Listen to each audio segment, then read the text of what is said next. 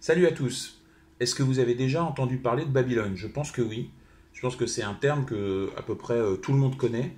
C'est typiquement le genre de mot un peu historique, géographique, que tout le monde connaît. Tout le monde a entendu le mot Babylone, même dans des chansons de Rasta, de reggae et tout ça, sans savoir exactement où ça se situait. On sait à peu près que c'est une ville, ça oui. En général, on ne sait pas où ça se situait. On ne sait pas quand ça se situait. On ne sait pas si ça a vraiment existé ou si c'était une légende. La seule certitude qu'on a, c'est que c'est une ville qui a vraiment existé il y a extrêmement longtemps, qui s'est effondrée il y a à peu près 2000 ans, mais qui a duré 2000 ans. Et c'est une ville qui a dominé une grande zone, peut-être même le monde, dans sa splendeur et sa richesse culturelle, commerciale et religieuse, il y a 2000 ans. Ce que j'aime bien dans ces cas-là, justement, c'est essayer de faire relativiser notre regard sur les grandes civilisations, notamment sur notre civilisation actuelle occidentale, qui finalement existe sous la forme qu'on connaît depuis seulement quelques décennies, puisque le monde occidental a été complètement remodelé, comme je l'ai dit dans ma vidéo précédente, en 1914, après la Première Guerre mondiale. Quand on voit comment on voyait le monde en 1985 dans Retour vers le futur, comment on imaginait le monde en 2015, quand on voit comment on s'est trompé, on se dit qu'on ne sait absolument pas comment sera le monde dans 30 ans. Une civilisation qui a 2000 ans, ça fait vachement réfléchir quand même sur le côté éphémère de notre civilisation qui peut être complètement différente en un siècle. Babylone, je vais vous montrer où est-ce que ça se situe. C'est ici, c'est en plein milieu de l'Irak. C'est à 100 km. On sait maintenant, on a trouvé les vestiges de Babylone il y a seulement 121 ans. Hein, vous imaginez, avant, c'était une ville mythique qui était mentionnée évidemment dans les textes sacrés. On a retrouvé les restes de Babylone seulement en 1899. Donc c'est extrêmement récent à l'échelle du monde, c'est presque 2000 ans après la fin de la ville. Et donc c'est à une centaine de kilomètres au sud de Bagdad. Et donc si on zoome un peu, là moi j'ai fixé les jardins suspendus de Babylone dont je vais vous reparler. Mais on trouve également d'autres temples. Et donc c'est ici, c'est situé ici. Il y a la tour de Babel aussi dont je vais vous parler. Donc c'est une ancienne ville d'Irak. Alors l'Irak n'existait pas, hein. C'est un pays récent qui a été créé très récemment. Et donc Babylone, dont le nom, alors on n'est pas complètement sûr. Ça viendrait du grec qui viendrait lui-même de l'ancien acadien, qui signifierait porte de Dieu tout simplement, aurait été fondée vers 2500 ans avant Jésus-Christ. Hein. Alors je vous préviens tout de suite, déjà toutes les dates que je vais vous donner dans cette vidéo vont être en négatif, puisque aujourd'hui on compte l'histoire en négatif, hein, puisque sur ce plan-là, les chrétiens ont gagné par rapport aux autres grandes religions, puisque sur quasiment toute la Terre, pas toute, hein, mais quasiment toute la Terre compte l'histoire à partir de la naissance de Jésus-Christ, ce qui évidemment est plus pratique puisqu'il faut bien mettre une limite pour compter, mais dans les faits c'est un peu ridicule parce qu'on a l'impression qu'il n'y a pas eu d'histoire avant, on a l'impression que finalement la civilisation est née avec le christianisme, sauf que avant Jésus-Christ on comptait pas les années comme ça, on comptait les années normalement, on comptait pas en négatif. Quand on est passé à l'an moins 1500, ils n'ont pas fait une fête en faisant ouais bonne année moins 1500, non, ils comptaient les années normalement, hein, et même à la naissance de Jésus-Christ ils ne se sont pas dit ça y est on part à zéro. Hein, sur ces papiers, c'était pas marqué Jésus-Christ né en zéro de lui-même. Bon, ça c'est une vue, encore une fois, de l'esprit des historiens qui se sont dit on va compter les années à partir de la naissance de Jésus-Christ. Mais dans les faits, à l'époque, ils comptaient les années normalement. Bon, Babylone va être dirigée par plein de dynasties différentes qui vont provenir de plusieurs peuples différents, ce qui va faire de Babylone un grand creuset des peuples et des civilisations. À l'image de la tour de Babel, la Mésopotamie qui était globalement un grand désert, mais qui en fait était un carrefour des peuples, puisque toutes les routes commerciales, notamment la fameuse route de la soie, passaient par là. Et donc c'est une zone qui a prospéré. Et il y a eu des grandes civilisations qui ont existé avant la Grèce, avant Rome. Et donc ils ont prospéré aussi grâce à la présence de l'Euphrate et du Tigre, qui étaient les deux grands fleuves locaux. Babylone est ici, et toutes les villes là comme ça, la base de l'empire babylonien c'est ici, et c'est un endroit vraiment très riche, hein. Il y a deux fleuves. La première grande dynastie babylonienne s'appelle les Amorites, qu'on situe à peu près vers moins 1894 avant la naissance de Jésus-Christ. On appelle ça la période paléo-babylonienne, et c'est une époque où la ville s'agrandit, rivalise avec les autres royaumes locaux. Le premier grand dirigeant, c'est Hammurabi, qui donc a dirigé l'empire de moins 1793 à moins 1750. Et cet empereur-là soumet les royaumes qui entourent Babylone et qui donc agrandit l'empire. Les royaumes de Larsa, d'Eshnouna, de Mari tombent sous l'escarcelle babylonienne. Et à ce moment-là, c'est la plus grande puissance locale. Hein. Ça va commencer à se réduire après la mort de Hammurabi et pendant 2 siècles, on va dire, notamment sous les attaques de plusieurs peuples, notamment les Kassites ou les Ourites. Finalement, ce sont les Hittites qui envahissent la ville en moins 1595. Donc tout ça, cette période-là, c'était une période faste. Hein. Et c'est là que la ville a vraiment pris son essor. Après les Hittites, ce sont les Kassites au XVe siècle avant Jésus-Christ qui prennent le relais, donc les Kassites qui avaient attaqué la ville avant. À ce moment-là, Babylone n'est plus la capitale de l'Empire. Elle est concurrencée notamment par la ville de Dur-Korigazou, voilà, qui a moins, malgré tout, fait rêver les gens depuis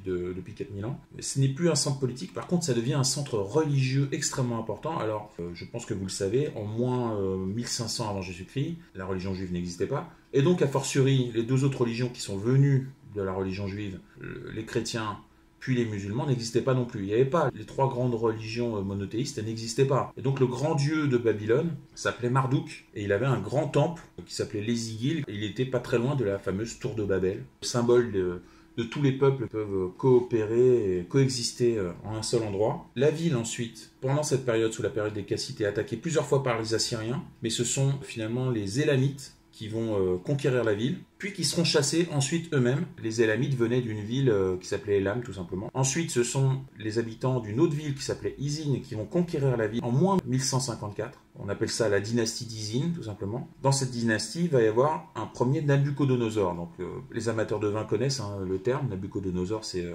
comme ça qu'on appelle les bouteilles de vin de 15 litres. Lui, il va se contenter battre le royaume d'Élam et conquérir le royaume d'Élam qui avait occupé la ville juste avant. Il va régner de moins 1125 à moins 1104.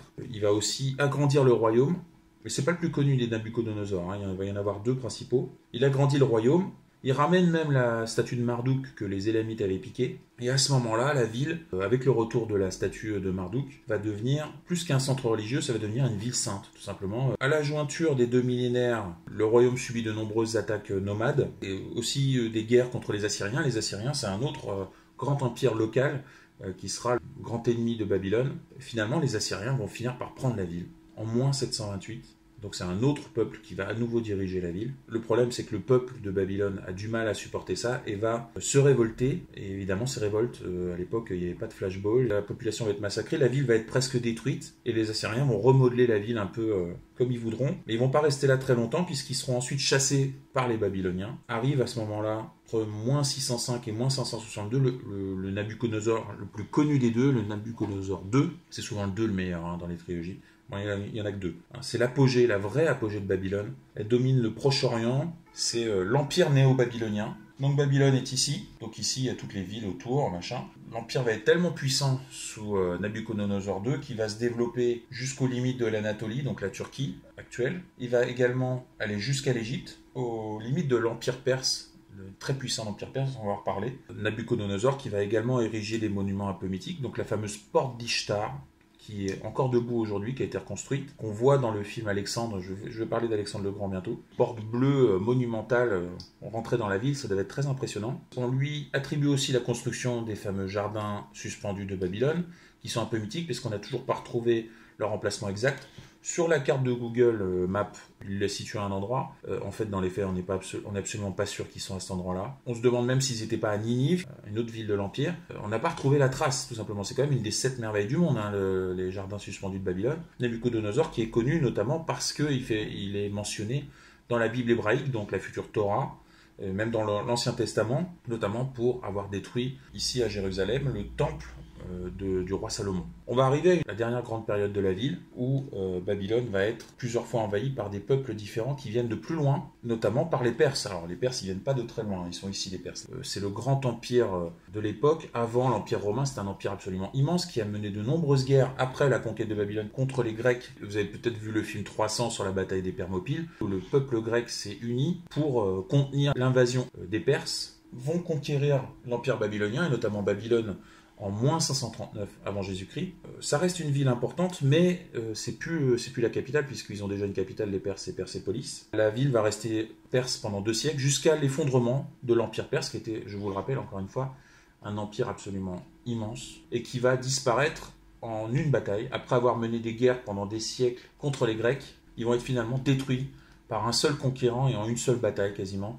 C'est Alexandre le Grand. Je vais vous faire des vidéos à la fois sur les Perses et à la fois sur Alexandre le Grand, c'est très intéressant. Qui donc vient de Macédoine, au nord de la Grèce. Après avoir unifié la Grèce et toutes les petites cités-états autour de sa couronne, il va partir en conquête, il va conquérir l'Égypte et il va conquérir l'Empire perse en une bataille, la bataille de Gogamel. Gogamel n'a rien à voir avec le méchant des Schtroumpfs, hein, je le précise. Et après la bataille de Gogamel, où il détruit quasiment l'armée perse et il rentre tranquillement à Babylone, les mains dans les poches. Enfin, il y a un triomphe, tout ça, on le voit bien dans le film, hein. Après avoir conquis Babylone, il va rester quelques temps et puis ensuite il va partir parce qu'en fait, il va continuer sa conquête jusqu'en Inde. Sa dernière grande bataille qu'il gagne, c'est contre des hindous montés sur des éléphants. Le choc des cultures absolument phénoménal. Son armée qui est épuisée le convainc de repartir et donc il repasse par Babylone où là il s'arrête et il finit par mourir, on ne sait pas trop comment, peut-être empoisonné. Après lui, la tradition grecque fait que son empire doit être partagé entre ses généraux, qu'on appelait les diadoques. Après, ils vont se mener des guerres, après avoir mené la guerre ensemble, ils vont se mener des guerres pour se partager l'empire d'Alexandre qui va donc partir en morceaux, hein. Tous les derniers pharaons d'Égypte vont être des descendants des généraux d'Alexandre. À Babylone, ça va être un dénommé Séleucos qui va gagner Babylone et va fonder une des dernières dynasties babyloniennes qui s'appellera les Séleucides, en moins 311 donc. Quelques décennies plus tard, son empire est conquis par les Parthes, qui eux vont rester quelques temps à cet endroit-là, notamment par le roi Mithridate, qui règne à peu près de moins 123 à moins 88. Et à ce moment-là, le déclin de Babylone s'amorce. Babylone qui n'est plus un centre politique. Le paradoxe, c'est que Babylone va demeurer un grand centre religieux, alors que les premiers chrétiens arrivent en ville. Jusqu'au IIIe siècle après Jésus-Christ, ça va être un grand centre religieux et aussi un grand centre commercial, alors que la ville est sans doute déjà en ruine. C'est ça le paradoxe. Donc, je voulais vous parler de cette ville-là parce que j'avais envie de remplir les trous et j'avais envie un petit peu de rendre cette ville un peu mythique, un peu floue dans l'esprit des gens, un peu plus consistante. J'espère que j'y serai arrivé. Mais vous imaginez une grande civilisation qui dure 2000 ans. On ne sait pas si New York sera toujours debout dans 2000 ans, vous voyez, ou Paris, on ne sait pas. On a l'impression que tout ça c'est éternel, mais quand on voit ça, vous imaginez si dans 2000 ans on découvre les ruines de New York. En plus, l'histoire va tellement plus vite qu'à l'époque. On ne sait pas du tout où est-ce qu'on en sera dans un siècle ou dans un millénaire. Et ça, je trouve ça fascinant. Voilà. Sur ce, je vous remercie de m'avoir écouté et je vous souhaite une bonne journée.